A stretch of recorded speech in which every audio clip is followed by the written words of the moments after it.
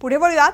अध्यात्म आणि दैवी शक्तीचा बनाव रचून महिलांची फसवणूक करणाऱ्या अशोक खरात प्रकरणी दररोज नवनवीन खुलासे होत आहेत. सध्या अशोक खरात हा पोलिसांच्या कोठडीत असून त्याची कसून चौकशी होते.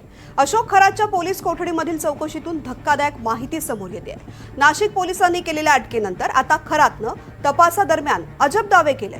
त्यानं स्वतःच्या कृत्याचं समर्थन करण्याचा प्रयत्न केलाय. चौकशी सुरू असताना अशोक खरातने पोलिसांना सांगितलंय की माझ्या अंतर्मनानेच मला आज धोका दिलाय. आजवर ज्यांचे भलं केलं तेच लोक आज माझ्यावरती उलटलेत असं खरात म्हणालाय. तसंच महिलांसोबत केलेल्या अश्लील आणि आक्षेपार्ह कृत्यांबद्दल विचारलं असता जे काही केलं तो विधीचाच एक भाग होता. मी कोणावरही जबरदस्ती केली नाही अशी प्रतिक्रिया खरातनं चौकशी दरम्यान दिल्याची सूत्रांची माहिती आहे. तर या चौकशीमध्ये अशोक खरातनं काय काय धक्कादायक खुलासे केलेत आपण पाहतोय.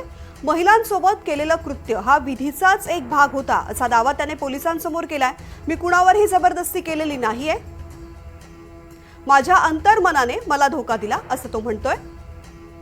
मी यांचं भलं केलं तेच माझ्यावरती उलटले.